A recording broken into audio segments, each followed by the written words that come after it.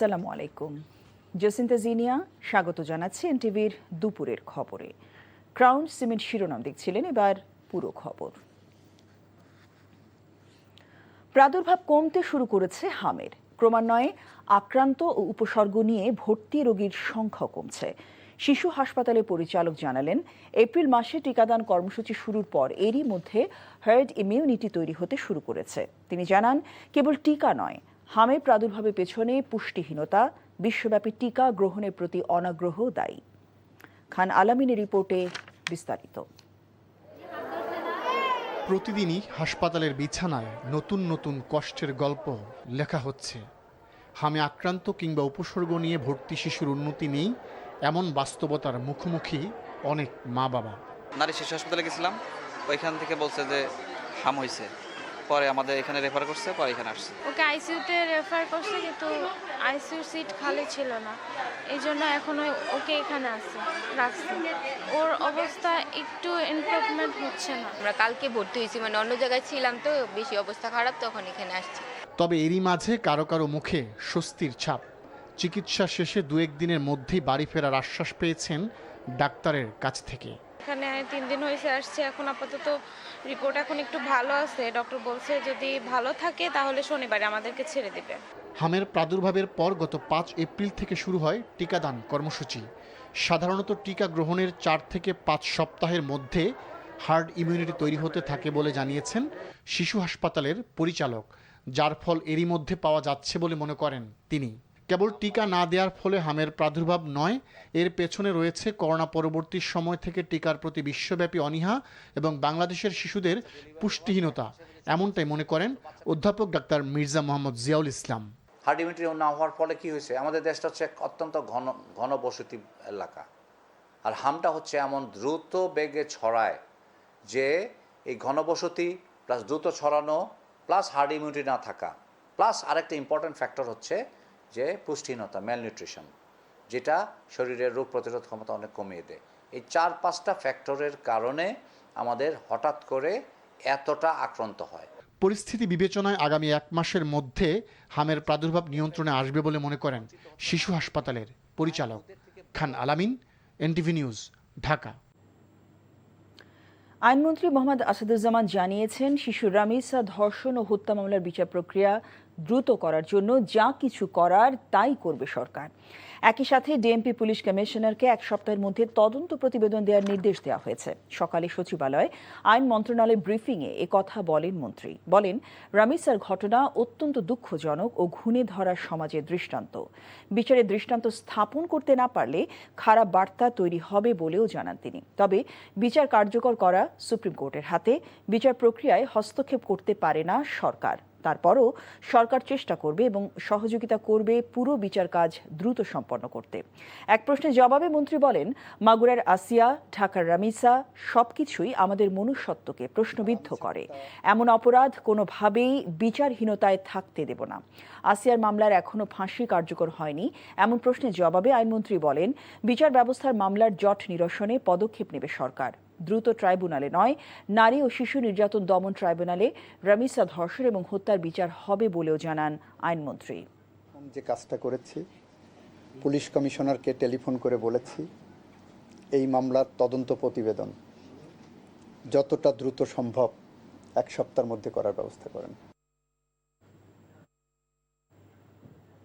শিশু রামিসা হত্যাকারী বিচার না হওয়া পর্যন্ত রাজপথে থাকার ঘোষণা দিয়েছে বাংলাদেশ জামায়াত ইসলামী মহিলা বিভাগ। সকালে রাজধানী মিরপুরে আয়োজিত মানববন্ধন থেকে এই হুঁশিয়ারি দেন সংগঠনটির নেত্রীরা। এতে অংশ নিয়ে মহিলা বিভাগের কেন্দ্রীয় সেক্রেটারি ও সংসদ সদস্য নুরুন্নেসা সিদ্দিকা স্বরাষ্ট্রমন্ত্রী পদত্যাগ দাবি করে বলেন, ঘরে ও বাইরে মানুষের নিরাপত্তা নিশ্চিত করতে ব্যর্থ হয়েছে সরকার। তিনি বলেন, শিশু রামিসাকে যেভাবে হত্যা করা হয়েছে ঠিক সেভাবেই খুনির বিচার নিশ্চিত করতে হবে। পাশাপাশি এ ধরনের হত্যাকাণ্ডের বিচারের জন্য পৃথক বিচারিক ট্রাইব্যুনাল গঠন এবং 1 সপ্তাহের মধ্যে রায় কার্যকরের দাবি জানান তিনি। মানববন্ধন শেষে রামিসা হত্যার বিচারের দাবিতে বিক্ষোভ মিছিল বের করে সংগঠনটি। এই রামিসাকে যেইভাবে হত্যা করা হয়েছে নিষ্ঠুর কায়দায়, তার মাথা কেটে বিচ্ছিন্ন করা হয়েছে। আমরা ওই মাথার পরিবর্তে আরেকটা মাথা চাই যে তার মাথা কেটেছে। এবং যে তার সহযোগী ছিল তার সহধর্মিণী সেই মহিলাকেও আমরা চাই একই কায়দায় হত্যা করা হোক। কনকর ফ্রিজ প্রেজেন্টস কোরবানির পশুর হাটের খবর। কোরবানির ঈদের সময় যতই ঘনিয়ে আসছে ততই জমতে শুরু করেছে দেশের পশুর হাটগুলো। এবার নাটোরের হাটগুলোতে দেশি জাতের গরুর আধিক্যই বেশি। বাণিজ্যিক বড় খামারের বাইরে ছোট ছোট খামার এবং গৃহে লালন পালন করা দেশি জাতের গরু উঠতে শুরু করেছে এসব হাটে। গরুর পাশাপাশি হাটগুলোতে পর্যাপ্ত ছাগলের আমদানিও হচ্ছে, চলছে কেনাবেচা।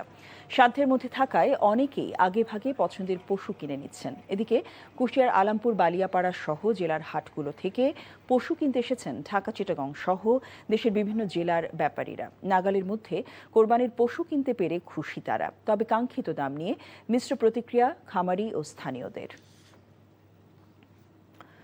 আসন্ন কোরবানির ঈদকে ঘিরে ভিড় বেড়েছে খামারে খামারে। বিশালাকার গরুর পাশাপাশি খামারগুলোতে প্রস্তুত করা হচ্ছে দেশি জাতের বিভিন্ন পশু। পরিচর্যা নিয়ে তাই ব্যস্ত খামারিরা। শেরপুর থেকে কাকন রেজা, ময়মনসিংহ থেকে আইয়ুব আলী এবং নড়াইল থেকে এম মুনির চৌধুরী পাঠানো তথ্য এবং ছবিতে ইমরুল কায়েসের ডেস্ক রিপোর্ট। চোখ ধাঁধানো বিশালাকার এই গরুটির নাম বাংলার ডন। শেরপুরের একটি এগ্রো ফার্মে চলছে এই গরুর পরিচর্যা। খাবার খাওয়ানো কিংবা তার যত্নে কমতি রাখছে না খামারি। বাংলা ডনের পাশাপাশি প্রস্তুত হচ্ছে আর দুইটি বিশালাকার গরু, রাজা ও বাদশা। তাদের লালন পালনেও ব্যস্ত খামারিরা। নিয়মিত খাওয়ানো হচ্ছে খৈল, ভুসি, খড়সহ বিভিন্ন দানাদার খাদ্য।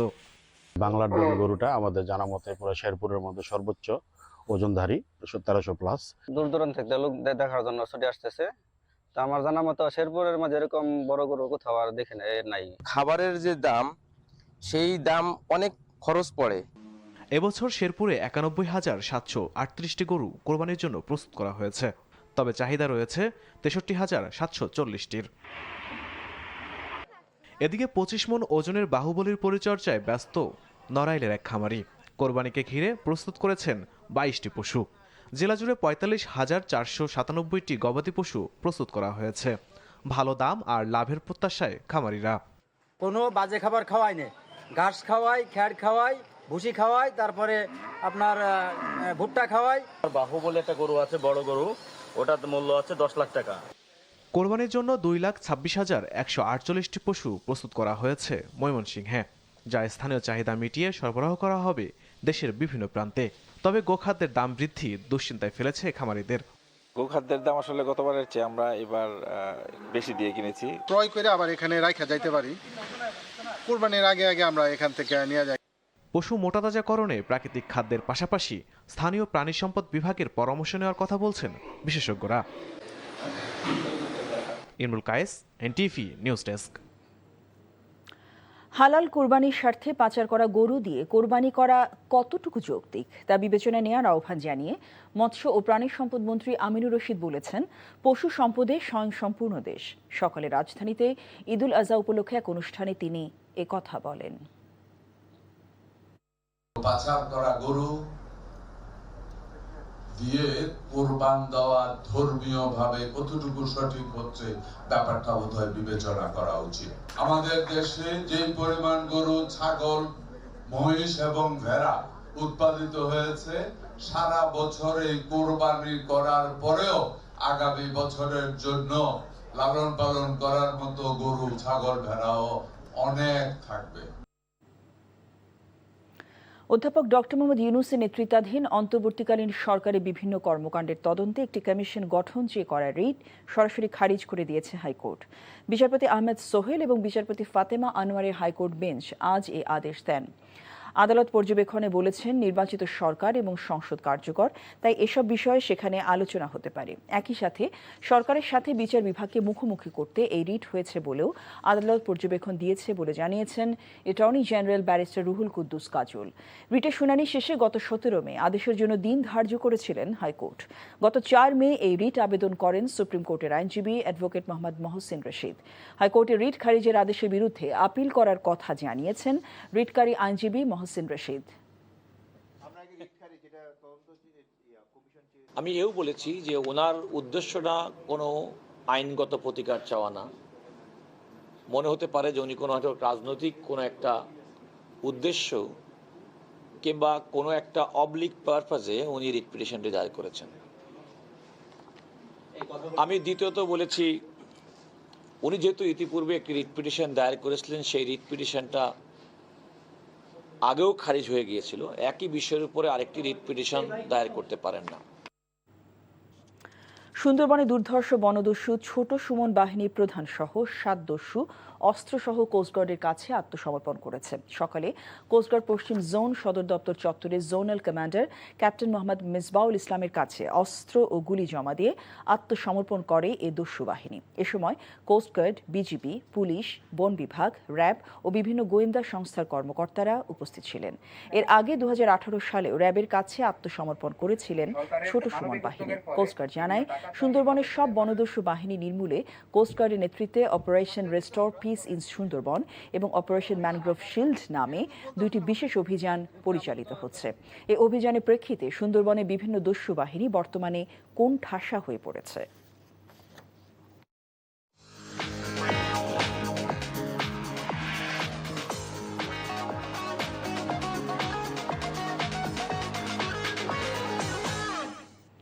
মার্কেন্টাইল ব্যাংক অর্থনীতির খবর। একই জমিতে 56 জাতের ধান উৎপাদনে কৃষিতে খুলেছে এক নতুন দিগন্ত। দক্ষিণ জনপদে প্রযুক্তি নির্ভর কৃষির এমন ব্যতিক্রমী উদ্যোগ জানান দিচ্ছে নতুন সম্ভাবনার বার্তা। LSTD নামক প্রকল্পের আওতায় রাইস গার্ডেন উদ্ভাবিত প্রযুক্তি নিয়ে উচ্ছ্বসিত প্রযুক্তি গ্রামের প্রশিক্ষিত কৃষকরা।